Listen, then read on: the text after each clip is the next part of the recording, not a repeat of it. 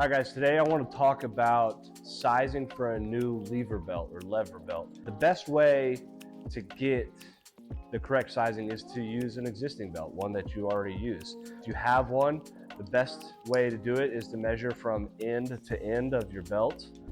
Obviously, that's assuming that the lever itself is centered in the 9 holes that's existing on there. So if you are towards the end of your lever belt, obviously you're going to need to size up a little bit. If you're towards the inside or the tighter settings, you're going to need to adjust accordingly, come down to for me, I'm a medium. If I was on the tighter settings, I would move down to a small. If I was on the bigger settings and planning to keep bulking, obviously I would move up from there. If you are in the middle of your belt and you don't have any big bulking or cutting planned for the future, the end-to-end measurement of an existing belt is your best route to take. The best way to go about sizing for a new belt, if you don't have one, cloth tape or just a tape measure, it doesn't really matter.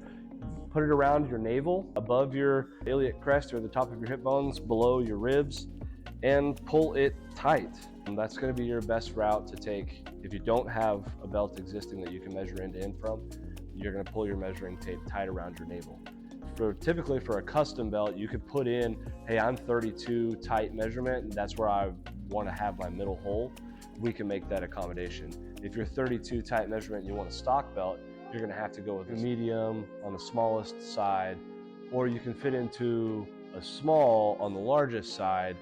Which one do you go with? Well, that's when you do have to consider your weight goals. If you're planning on putting on 30 pounds of muscle, if you're trying to lose weight, you need to make sure that you're aware of that when you order your size. So if you're 33 inches and you want to buy a small, which you only got a couple more inches to get bigger, you need to be aware of that. Now, I would consider, if you're going to put on 30 or 40 pounds, you buy a medium from there. At 33 inches, you're going to buy a medium because you're going to grow into it at 35 or 36 inches. How to size for a Pioneer Cut or a power belt.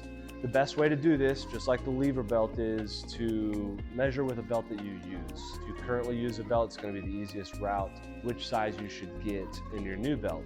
The way we do that is to measure from the leather fold by the buckle to the hole that you currently use. Once you have that measurement, for me it's about 34 or 35 inches, then I can go in and be like, okay, I'm either a small or a medium based on my weight loss or gain goals. So I have a small and a medium belt here. My measurement is right around 34 if I pull it super tight, 35 if I don't, which means I can fit in both. A small, I'm going to be right at the very end of the belt.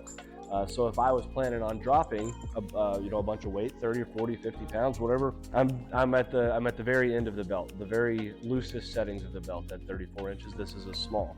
If I was planning on losing weight, this is the belt that I would recommend getting. As a medium, it's 31 to 40 inches. At 34 or 35 inches, I'm going to be pretty much right in the middle, maintaining or even gaining some weight. Medium is going to be right for me. So you will fit into both ranges, and that's when you need to really take into consideration your weight gain or loss goals. If you do not have a belt that you can measure from end to the hole, your next best bet is going to be a cloth tape or just a tape measure in general. Best route to take is put it around your navel, above your iliac crest to the top of your hip bone, below your rib cage. Put it around your navel, pull it tight, figure out what that measurement is, use that measurement to pick what size that you need based off of your weight loss or gain goals. Hopefully that makes sense.